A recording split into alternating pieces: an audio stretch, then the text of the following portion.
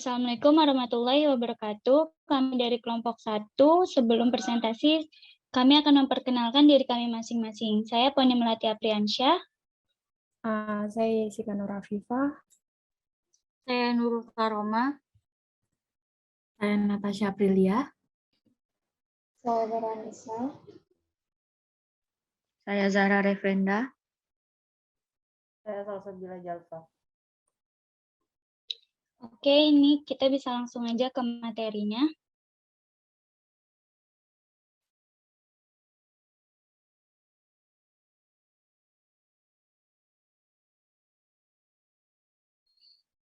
Materi kami hari ini yaitu audit siklus akuisisi dan pembayaran tentang pengujian pengendalian, pengujian substantif atas transaksi dan utang usaha.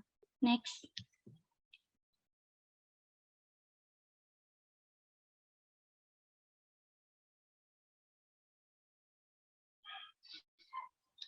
Di sini ada tujuan pembelajarannya. Yang pertama itu mengidentifikasi akun-akun dan golongan transaksi dalam siklus pembelian dan pembayaran. Kedua, menjelaskan fungsi-fungsi dan dokumen-dokumen bisnis yang bersangkutan, serta catatan-catatan yang lazim berlaku dalam siklus pembelian dan pembayaran. Tiga, memahami pengendalian internal dan merancang dan melaksanakan pengujian pengendalian, serta melakukan pengujian substantif transaksi untuk siklus pembelian dan pembayaran. Empat, menjelaskan metodologi untuk perancangan pengujian rinci saldo utang usaha dengan menggunakan model risiko audit. Yang kelima, merancang dan melaksanakan prosedur analitis untuk utang usaha. 6, merancang dan melaksanakan pengujian rinci saldo utang usaha. Dan yang ketujuh, membedakan reliabilitas faktur pembelian dengan laporan piutang dari penjual atau pemasok dan konfirmasi utang usaha sebagai bukti audit. Next. Nah, selanjutnya di sini ada pengauditan siklus pembelian dan pembayaran, yang di mana pembelian barang dan jasa itu meliputi pembelian barang-barang seperti bahan baku, peralatan, perlengkapan, dan sebagainya. Seperti halnya pada siklus penjualan dan pengumpulan piutang, auditor perlu memahami fungsi-fungsi dan dokumen-dokumen bisnis serta catatan-catatan yang lazim berlaku dalam perusahaan, sebelum ia menaksir risiko pengendalian dan merancang pengujian pengendalian serta pengujian substantif transaksi. Terdapat 3 kelompok transaksi yang tercakup dalam siklus pembelian dan pembayaran. Yang pertama itu ada pembelian barang dan jasa, kedua pengeluaran kas, dan yang ketiga ada retur pembelian dan potongan pembelian. Next.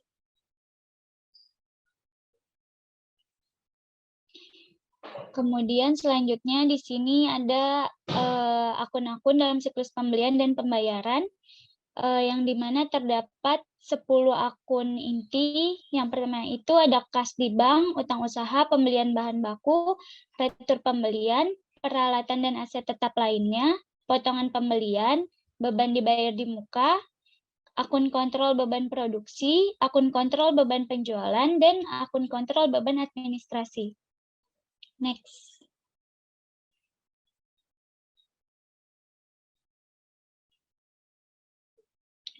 Di sini ada fungsi-fungsi bisnis dan dokumen serta catatan dalam siklus pembelian dan pembayaran.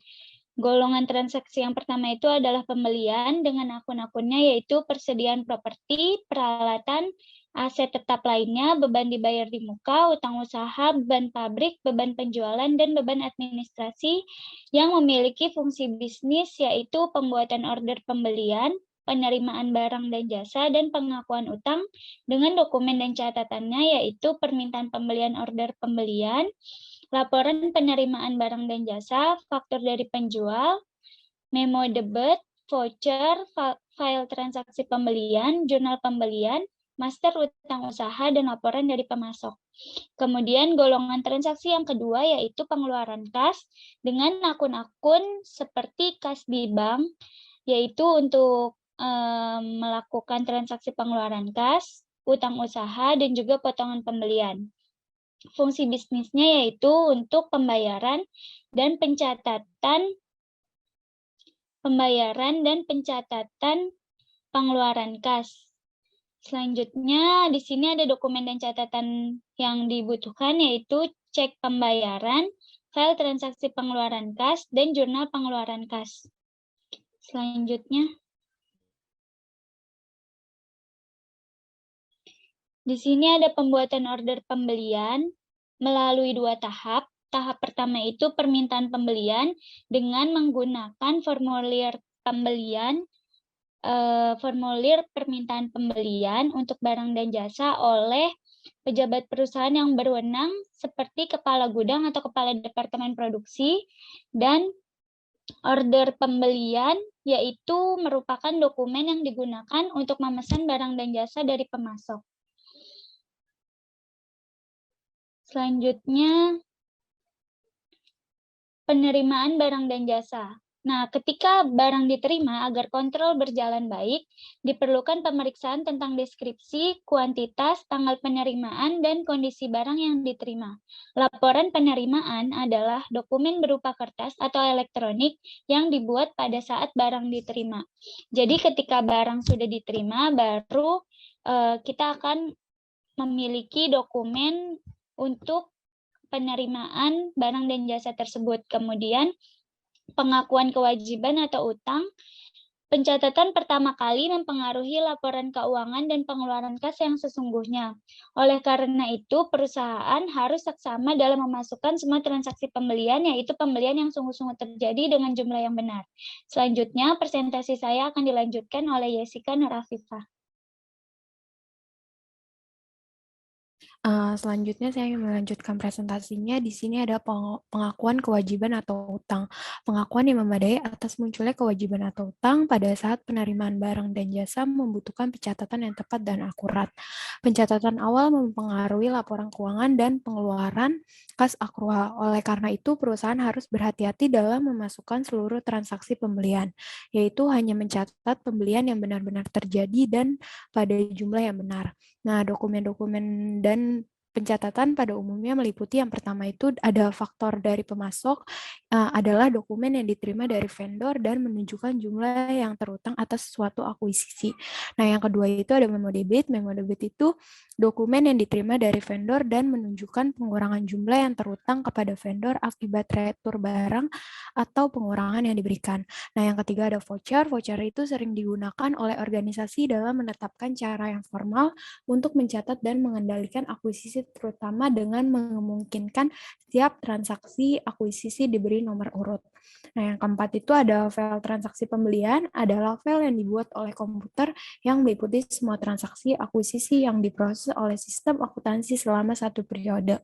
Yang kelima itu ada jurnal pembelian, adalah berkas terkait meliputi nama vendor, tanggal, jumlah, dan klasifikasi akun atau klasifikasi untuk setiap transaksi seperti perbaikan dan pemeliharaan, persediaan, atau peralatan. Jurnal pembelian meliputi total seperti nomor akun dalam setiap periode.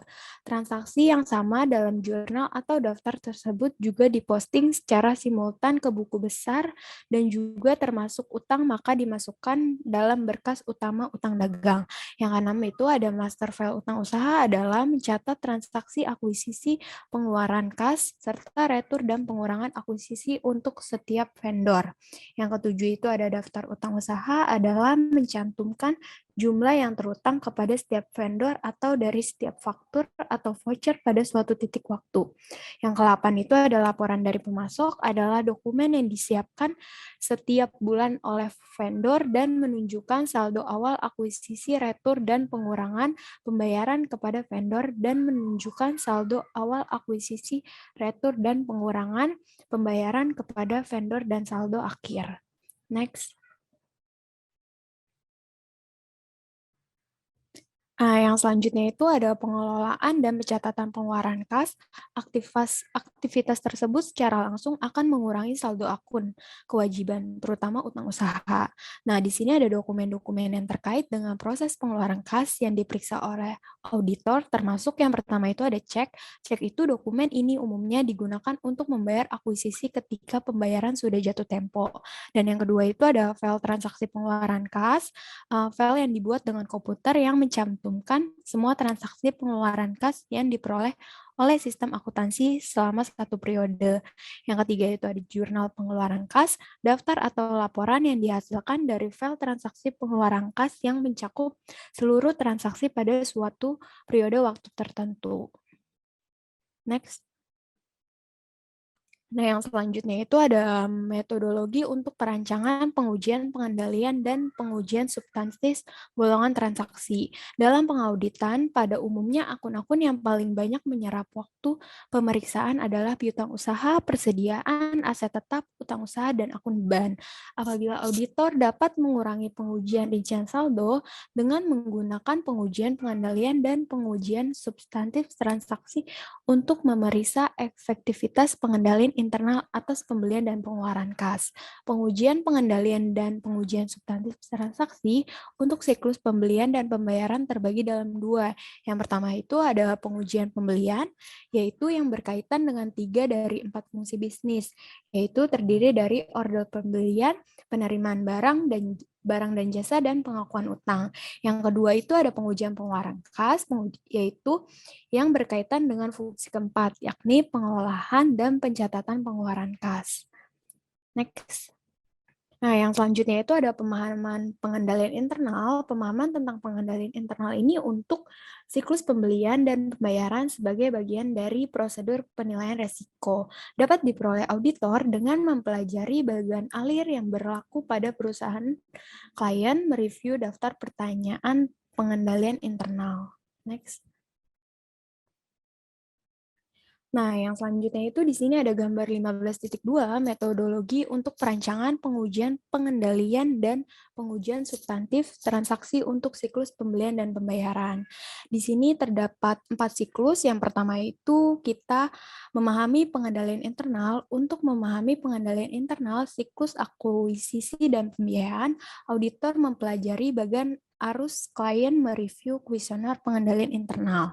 Bagian siklus yang kedua itu ada menilai resiko pengendalian yang direncanakan. Informasi yang diperoleh dari pemahaman pengendalian internal selanjutnya digunakan untuk menilai resiko pengendalian dengan mengkaji pengendalian kunci untuk setiap fungsi bisnis siklus ini. Nah, pengendalian kunci itu ada 4. Yang pertama itu ada otorisasi pembelian, yang kedua ada pemisahan, penyimpanan aktiva dari fungsi lainnya, yang ketiga ada pencatatan yang tepat waktu, dan review independen atas transaksi. Yang keempat itu ada otorisasi pembayaran. Nah, siklus yang ketiga itu menentukan luas pengujian pengendalian. Setelah mengkaji pengendalian kunci, auditor menilai resiko pengendalian. Luas pengujian pengendalian tergantung keefektifan dan keandalan pengendalian tersebut untuk mengurangi resiko pengendalian. Setelah efektivitas ditingkatkan, auditor akan mampu mengurangi pengujian substantif. Banyak waktu bersih yang dapat dihemat. Nah, siklus yang keempat itu ada merancang pengujian pengendalian dan pengujian substantif atas transaksi akuisisi dan pengeluaran kas guna memenuhi tujuan audit yang berkaitan dengan transaksi. Tahapnya itu ada 4. Yang pertama metode prosedur audit, yang kedua ukuran sampel, yang ketiga ada unsur-unsur yang dipilih, yang keempat ada saat. Nah, yang selanjutnya, presentasi selanjutnya akan dilanjutkan oleh teman saya. Selanjutnya saya akan melanjutkan presentasinya. Di sini ada menilai risiko pengendalian direncanakan. Nah, yang pertama itu ada otorisasi pembelian. Nah, pembelian otorisasi itu yang tepat untuk pembelian menjamin bahwa barang dan jasa yang dibeli sungguh-sungguh barang yang dibutuhkan perusahaan, dan dengan demikian menghindarkan terjadinya pembelian yang berlebihan atau tidak diperlukan. Kemudian ada pemisah pemegang aset dari fungsi lainnya. Nah, itu untuk mencegah pencurian dan penyalahgunaan barang harus diawasi secara fisik sejak barang tersebut diterima hingga digunakan atau dijual. Kemudian ada pencatatan tepat waktu dan review independen atas transaksi. Pada sejumlah perusahaan, pencatatan utang yang timbul dari transaksi pembelian dilakukan ketika barang atau jasa diterima. Baru pencatatan itu akan dilakukan. Kemudian otorisasi pembayaran. Nah, di sini pengendalian terpenting atas pengeluaran kas itu yang pertama ada penandatanganan cek oleh individu yang diberi otorisasi oleh perusahaan, yang kedua pemisahan tanggung jawab untuk menandatangani cek dan melaksanakan fungsi utang usaha. Next.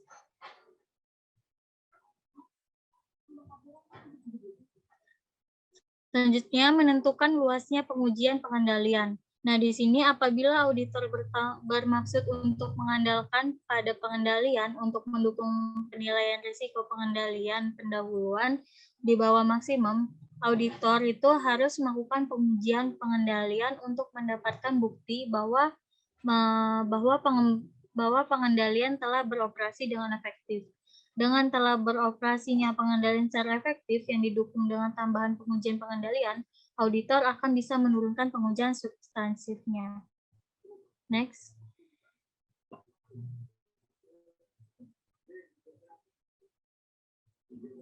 Nah, di sini merancang pengujian pengendalian dan pengujian substantif golongan transaksi untuk pembelian.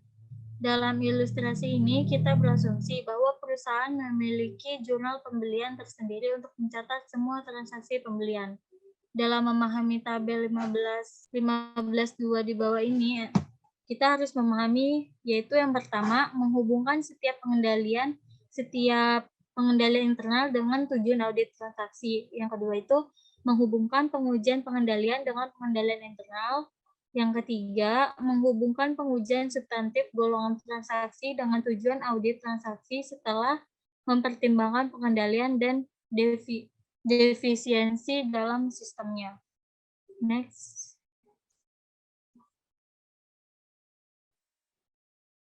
Empat dari 6 tujuan audit golongan transaksi pantas untuk mendapatkan perhatian khusus. Nah, kebenaran kebanyakan akun aset, liabilitas, dan beban tergantung pada kebenaran pencatatan transaksi dalam jurnal pembelian, terutama yang berkaitan dengan 4 tujuan. Yang pertama itu pembelian terbukukan itu untuk barang dan jasa yang diterima atau keterjadian. Yang kedua, pembelian yang terjadi telah dibukukan atau kelengkapan. Yang ketiga, pembelian dicatat dengan akurat, yaitu ketelitian. Yang keempat, pembelian digolongkan dengan benar atau penggolongan. Next. Nah, di sini adalah tabel 15.2 ikhtisar tujuan audit golongan transaksi, pengendalian kunci, pengendalian internal, dan pengujian substantif golongan transaksi untuk pembelian. Di sini tujuan audit golongan transaksinya yang pertama itu pembelian terbukukan adalah untuk barang dan jasa yang diterima atau keterjadian. Pengendalian internalnya itu yang pertama permintaan pembelian order pembelian, laporan penerimaan barang, dan faktur dari penjualan dilampirkan pada voucher. Pembelian telah disetujui oleh pejabat yang berwenang. Yang ketiga, komputer menerima entry pembelian hanya dari pemasok terotorisasi dalam master file. Kemudian ada dokumen diberi tanda tangan, diberi tanda batal. Dokumen diberi tanda batal untuk mencegah penggunaan uang. Kemudian ada faktur penjual,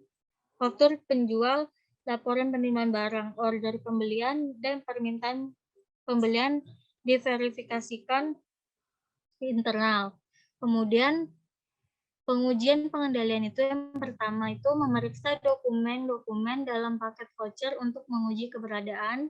Yang kedua memeriksa ada tidaknya persetujuan. Kemudian mencoba menginput dengan pemasok terotorisasi dan pemasok tidak terotorisasi. Kemudian memeriksa dilakukan atau tidaknya pembatalan. Kemudian pengujian substantif golongan transaksi. Yang pertama itu mereview jurnal pembelian, buku besar, master file utang usaha untuk memeriksa yang berjumlah besar atau tidak biasa.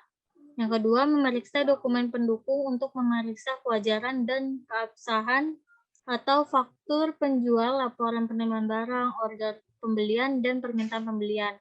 Yang ketiga, memeriksa master file pemasok untuk memeriksa ada tidaknya pemasok tak berotorisasi.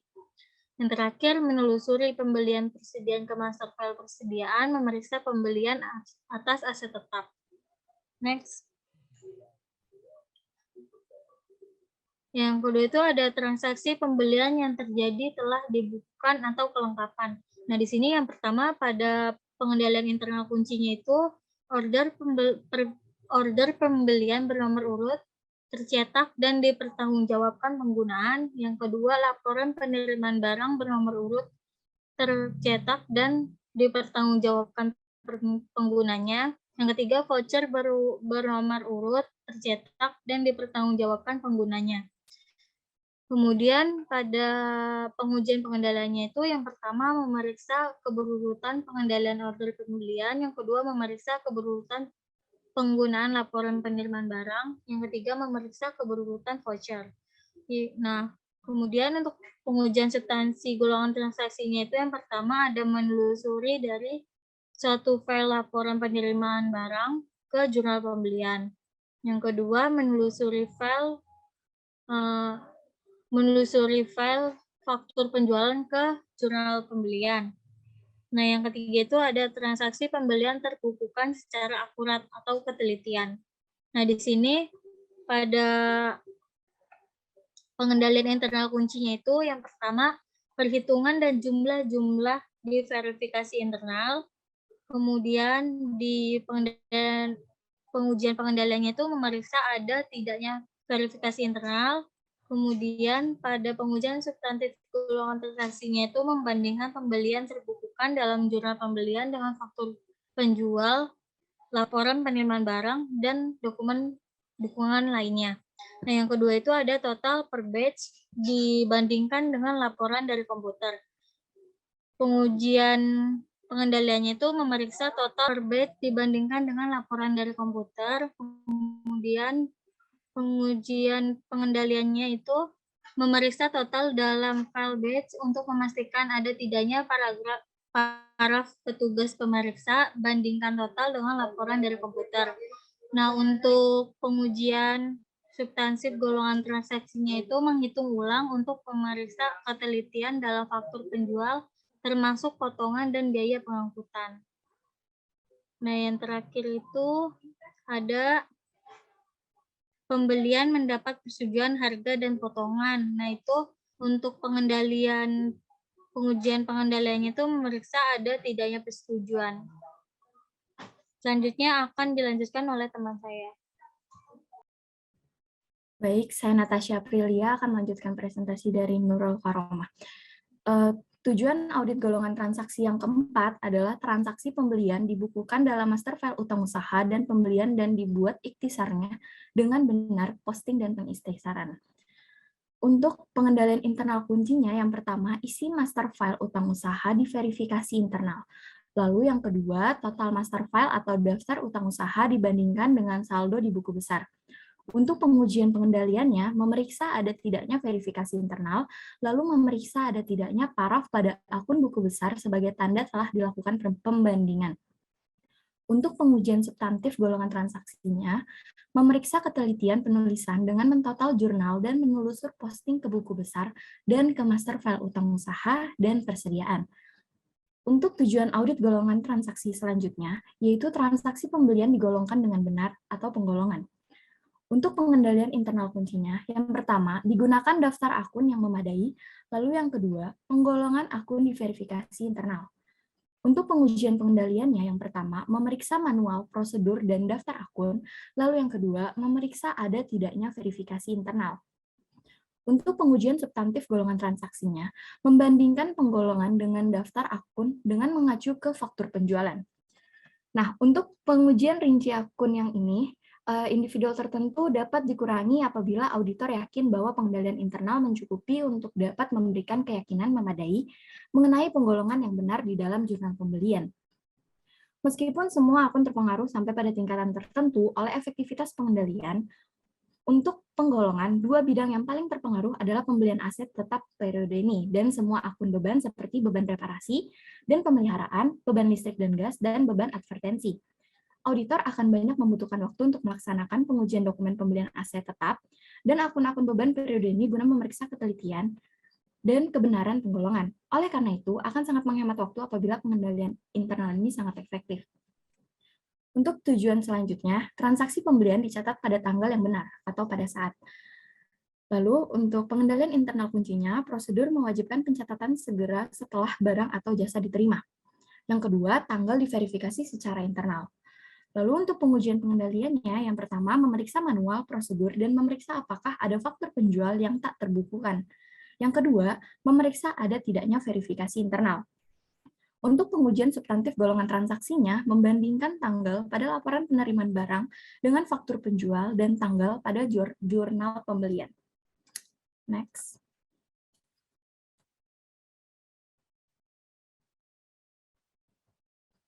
Oke, selanjutnya perancangan pengujian pengendalian dan pengujian substantif golongan transaksi untuk pengeluaran kas. Untuk pengeluaran kas menggunakan format yang sama dengan tabel yang tadi 15.2 untuk pembelian. Nah, untuk transaksi-transaksi tertentu yang dipilih dari jurnal pembelian untuk diperiksa, faktur penjual, laporan penerimaan barang, dan dokumen pendukung lainnya diperiksa pada saat yang sama. Untuk pengendalian dan prosedur-prosedur audit ini, kita berasumsi bahwa terdapat jurnal khusus pembelian dan pengeluaran kas.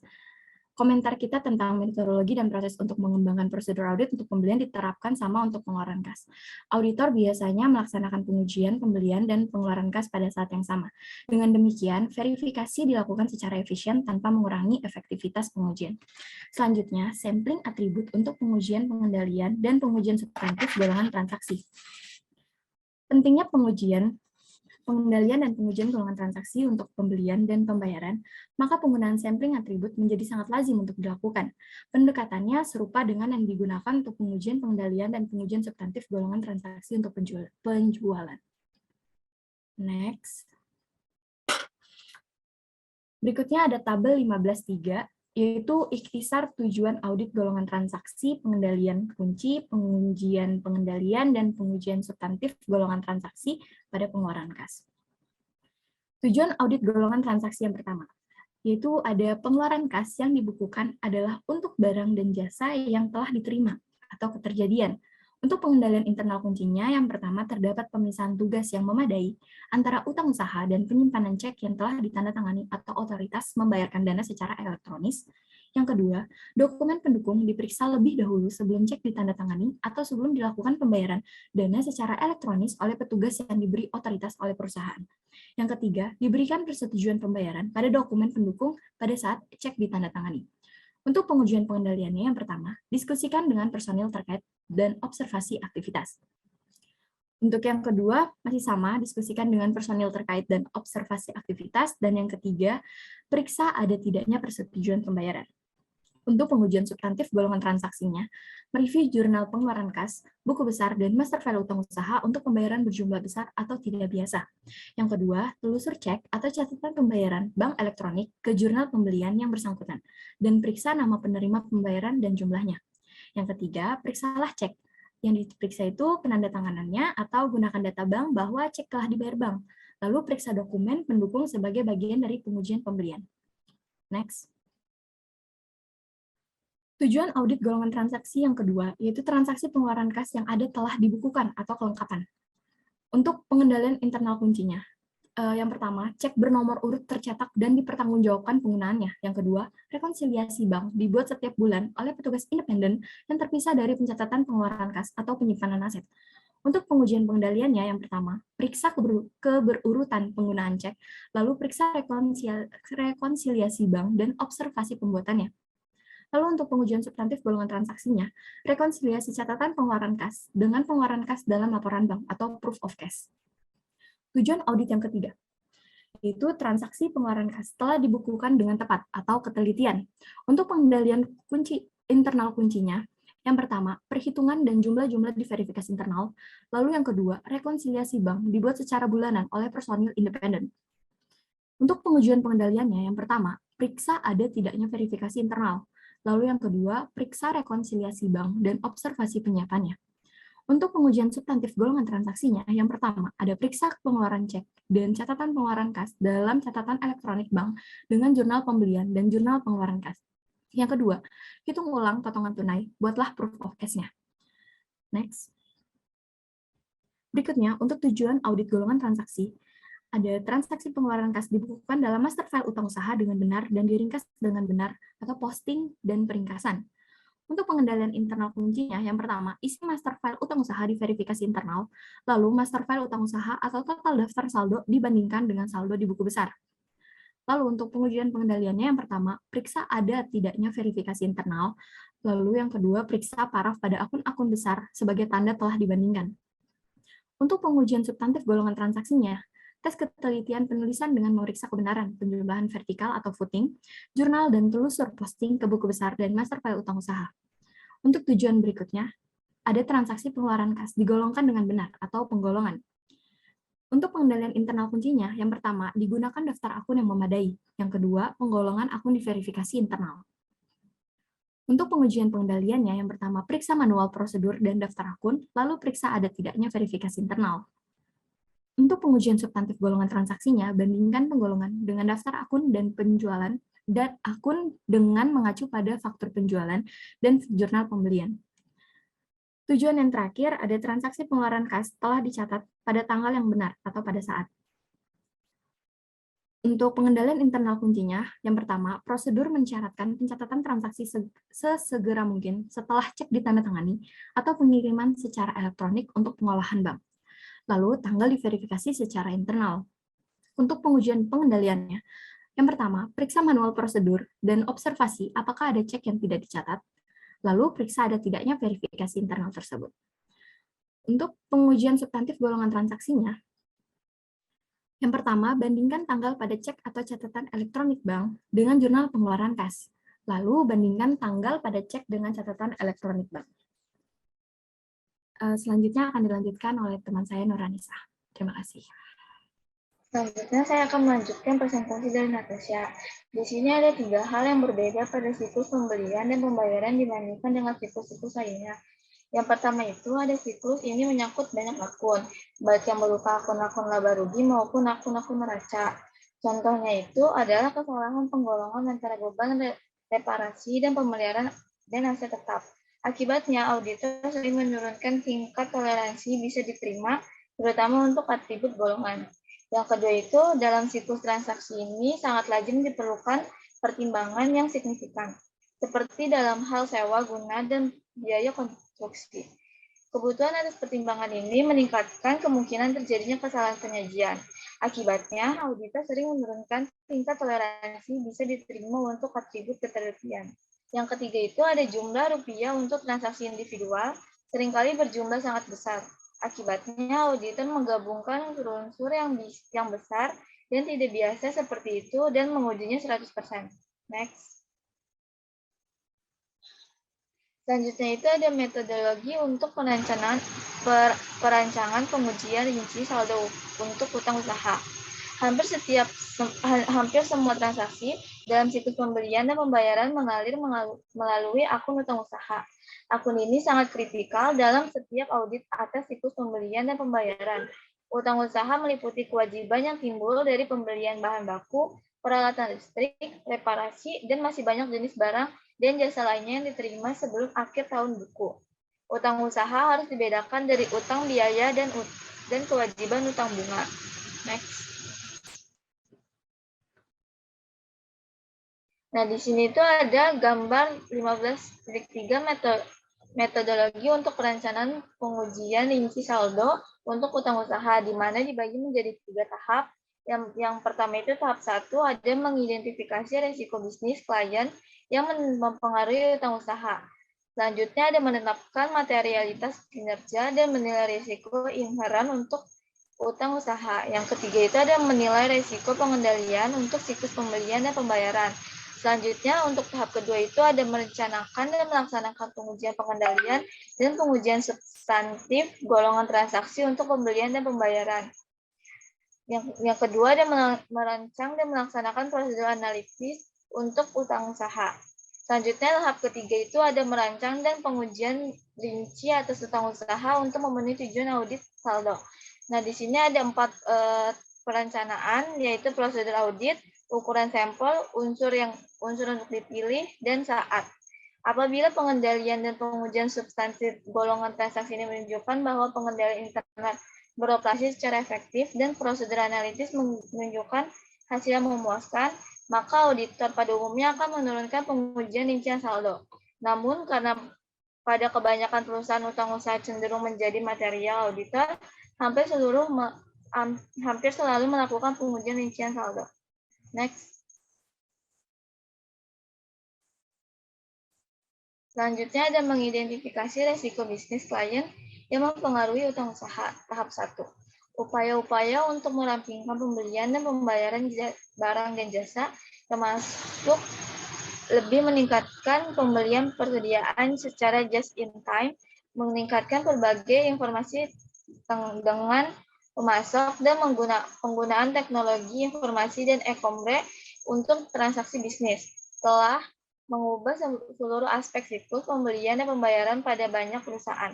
Perubahan-perubahan dan sistem tersebut bisa sangat kompleks. Perubahan ini bisa meningkatkan risiko bisnis secara signifikan. Selanjutnya ada menetapkan dan materialitas kinerja dan menilai risiko inheren tahap 1. Seperti halnya piutang, sejumlah besar transaksi bisa mempengaruhi utang usaha. Saldonya seringkali berjumlah besar dan meliputi sejumlah besar pemasok dan biasanya akan mahal bila harus mengaudit semua akun tersebut. Karena alasan tersebut, auditor bisa menetapkan materialitas kinerja untuk utang usaha relatif tinggi. Dengan alasan yang sama, auditor sering menilai risiko inheren pada tingkat medium atau tinggi. Mereka biasanya menaruh perhatian pada tujuan kelengkapan dan tujuan saldo pisah batas karena potensi terjadinya kurang saji dalam saldo utang usaha. Next.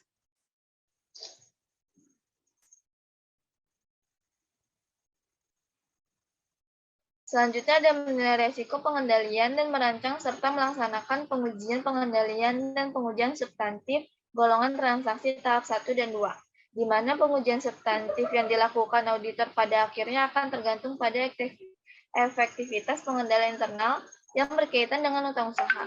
Pengaruh pengendalian internal klien atas pengujian pengendalian internal dapat dilukiskan dengan dua contoh berikut. Yang pertama itu misalnya klien memiliki pengendalian internal yang efektif atas catatan dan pembayaran untuk pembelian. Pengeluaran kas dilakukan dengan tepat pada tanggal jatuhnya dan segera dicatat dalam file transaksi pembayaran dalam master file utang usaha. Misalnya, yang kedua, misalkan perusahaan tidak menggunakan laporan penerimaan barang, klien menunda pencatatan pembelian hingga dilakukan pembayaran kas, dan karena kekurangan kas, tagihan dan pemasok sering dibayar beberapa bulan setelah tanggal jatuhnya. Next.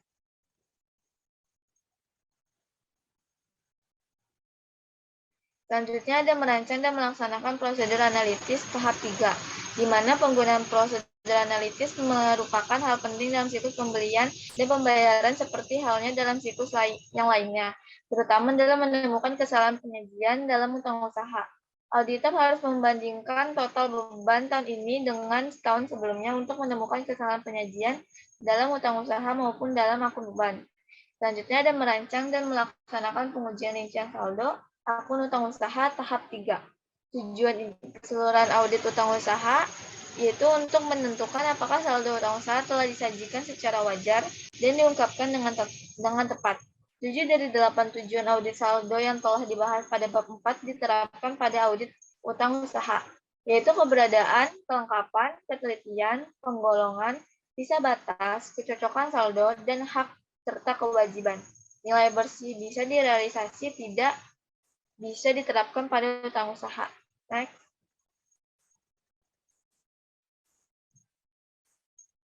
Selanjutnya akan dilanjutkan oleh teman saya, yaitu Zahra. Selanjutnya, tujuan audit saldo yang diterapkan dalam mengaudit piutang usaha untuk pengauditan utang usaha. Yang pertama adalah tujuan nilai bersih bisa direalisasi, tidak diterapkan untuk liabilitas. Nilai bersih bisa direalisasi, hanya diterapkan untuk aset.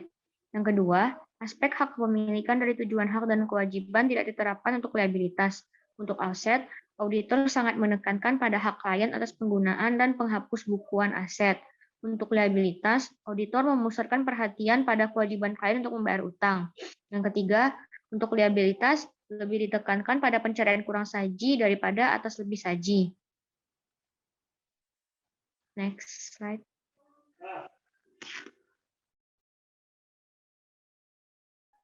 Tabel yang mencakup tujuan audit saldo dan prosedur pengujian rinci saldo lazim yang lazim dilakukan atas utang usaha. Yang pertama, tujuan audit saldo.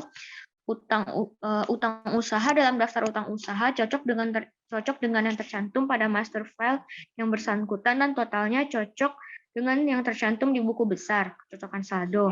Nah, prosedur pengujian rinci saldonya itu, jumlahkan ulang atau gunakan komputer untuk menjumlahkan daftar utang usaha, telusur total ke buku besar, telusur faktor penjual individual ke master file untuk mencocokkan nama dan jumlahnya. Lalu komentarnya, bila penjumlahan dilakukan secara manual, tidak perlu seluruh halaman dijumlah. Penelusuran ke master file bisa dibatasi, kecuali bila pengandaliannya lemah. Lalu yang ketiga, tujuan audit saldonya, utang usaha dalam daftar yang kedua, utang usaha dalam daftar utang usaha sungguh-sungguh ada keberadaan. Prosedur pengujian rinci saldonya, telusuri dari daftar utang usaha ke faktur penjual dan laporan dari pemasok. Konfirmasi utang usaha, terutama untuk yang berjumlah besar dan tidak biasa. Komentarnya, biasanya kurang mendapat perhatian karena perhatian utama pada lebih saji. Lalu selanjutnya, utang usaha yang ada telah tercantum dalam daftar utang usaha atau kelengkapan. Prosedur pengujian rinci saldonya, lakukan pengujian liabilitas setelah tanggal penutupan buku. Komentarnya, ini adalah pengujian audit yang penting untuk utang usaha. Next slide.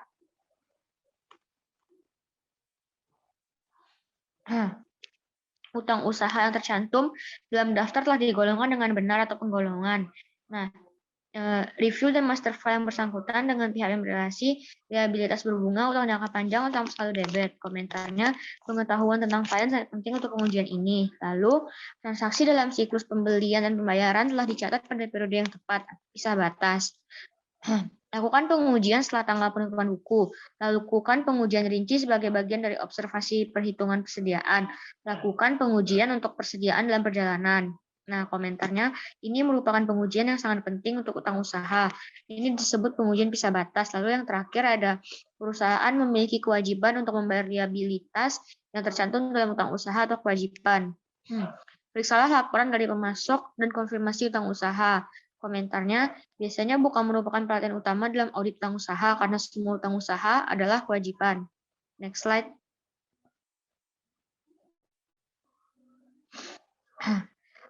Pengujian liabilitas sesudah tanggal neraca.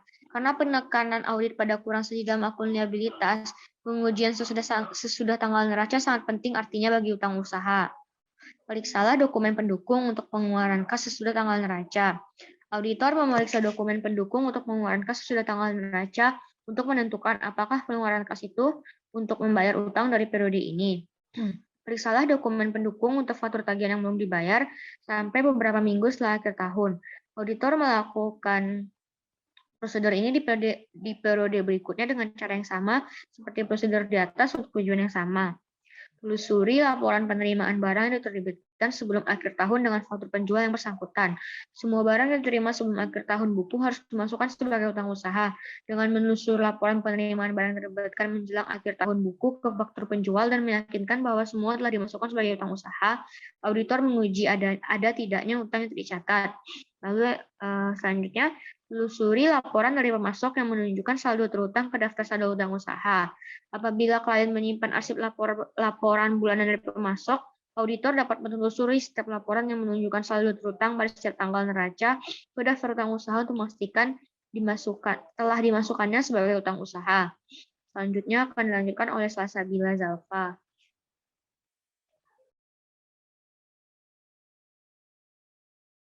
Saya Salsabila Zalfa akan melanjutkan presentasinya.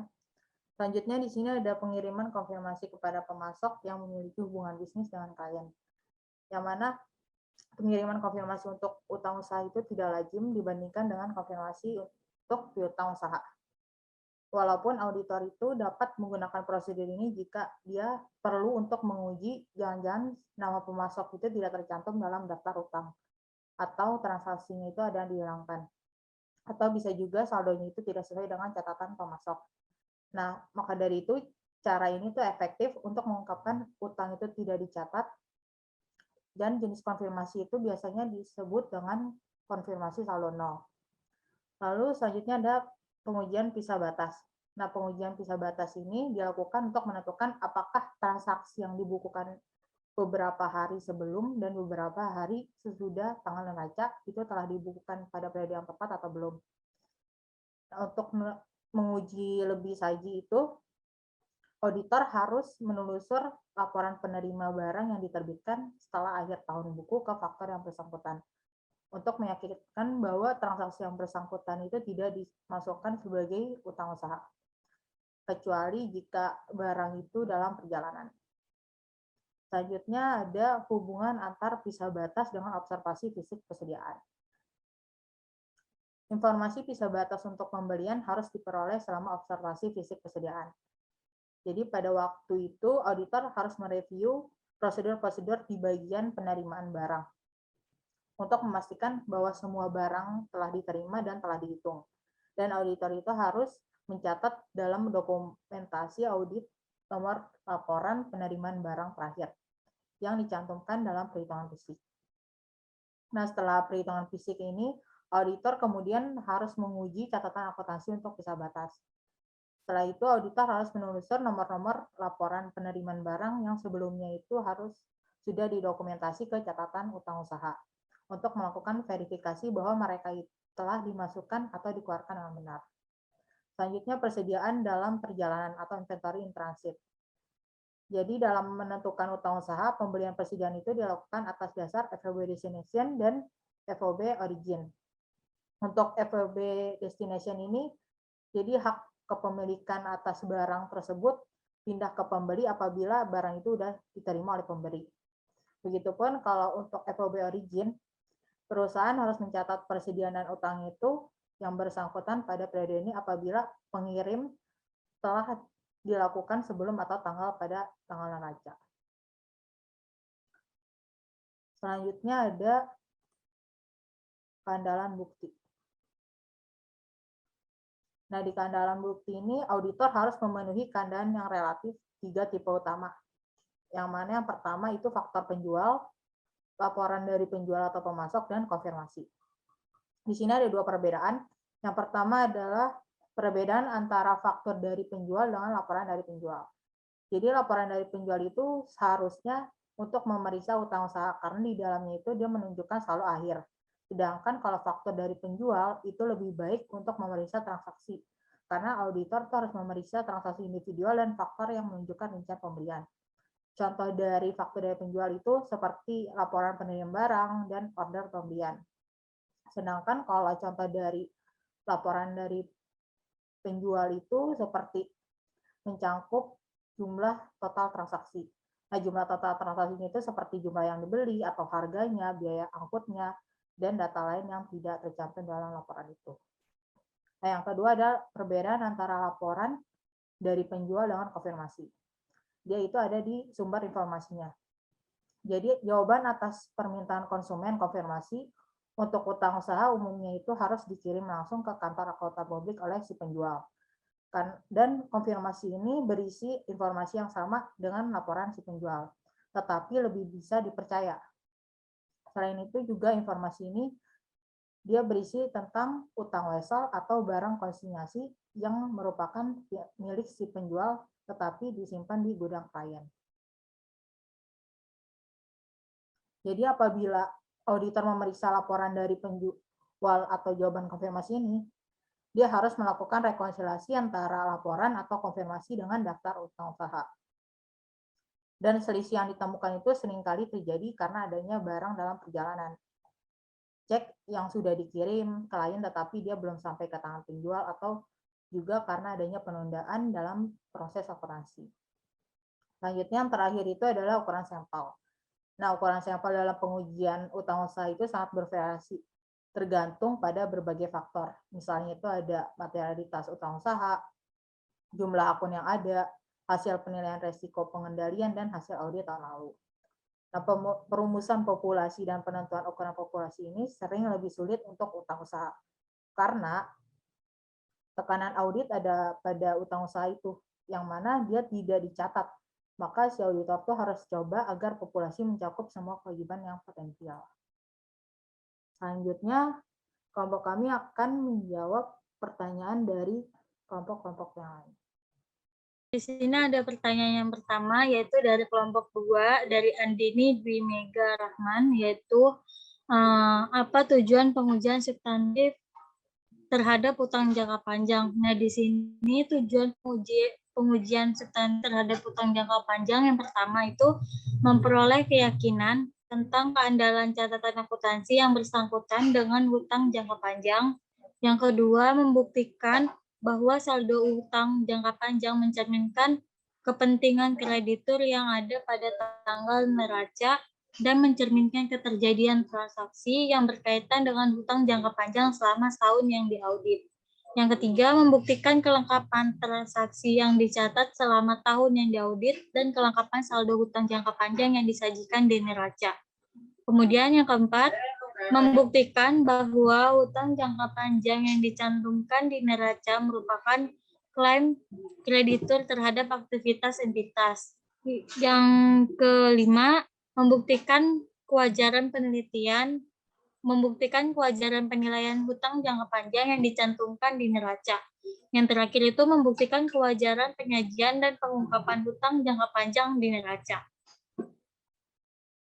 Selanjutnya saya akan menjawab pertanyaan kedua dari kelompok 3 yaitu Nurbaiti Usman. Apa saja kendala audit di dalam melaksanakan program pengujian substansif terhadap saldo aktiva tetap dan aktiva tabel. Yang pertama itu, jika laporan keuangan tahun sebelumnya tidak pernah diaudit oleh auditor yang independen. Yang kedua, jika klien tidak menyelenggarakan aktiva secara rinci.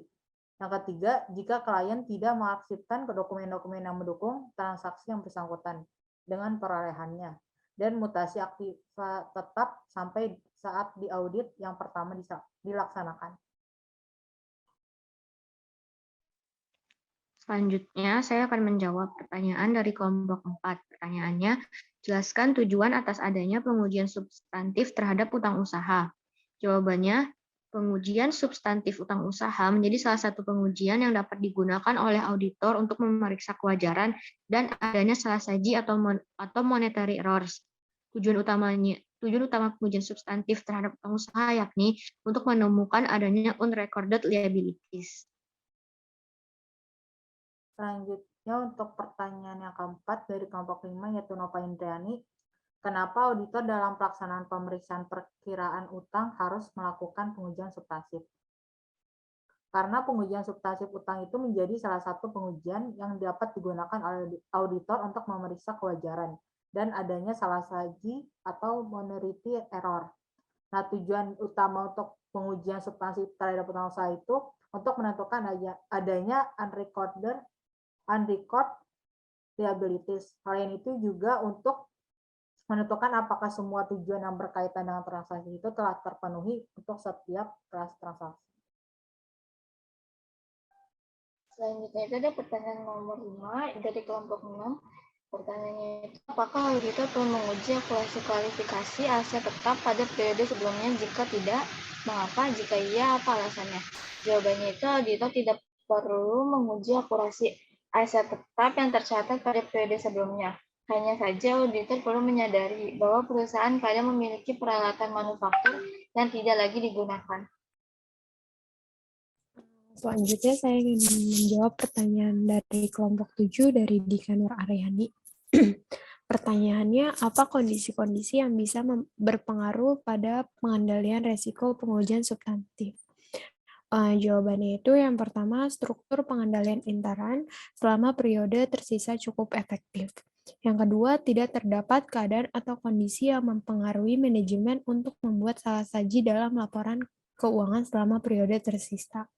Yang ketiga, saldo rekening akhir tahun yang diperiksa secara masuk akal baik mengenai jumlah, hubungan signifikan maupun komposisinya. Yang keempat, sistem akuntansi klien akan memberi informasi mengenai transaksi tak biasa yang signifikan atau fluktuasi signifikan yang mungkin terjadi pada periode tersisa. Saya, Natasha, ingin menjawab pertanyaan ke-7 dari kelompok 8 dari Meliana Bella Yuliawati.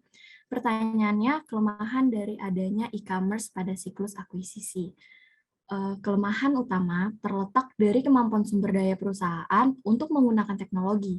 Secanggih apapun teknologi yang dimiliki perusahaan, jika sumber daya manusianya kurang, memiliki pemahaman terhadap teknologi tersebut akan sia-sia. Yang pertama itu bisa saja rentan terhadap pencurian data atau hacker. Lalu juga tidak terciptanya hubungan antara perusahaan dengan pelanggan jika transaksi dilakukan secara komputerisasi. Saya akan jawab pertanyaan dari kelompok 9, yaitu Zila Farah Alfasi. Pertanyaannya adalah transaksi apa yang bisa mempengaruhi utang usaha? Yang pertama itu ada pembelian barang dagang secara kredit, yang kedua penjualan obligasi kepada pihak lain, dan yang ketiga pembayaran utang dagang. Sekian presentasi dari kelompok kami, kurang lebihnya mohon maaf. Wassalamualaikum warahmatullahi wabarakatuh.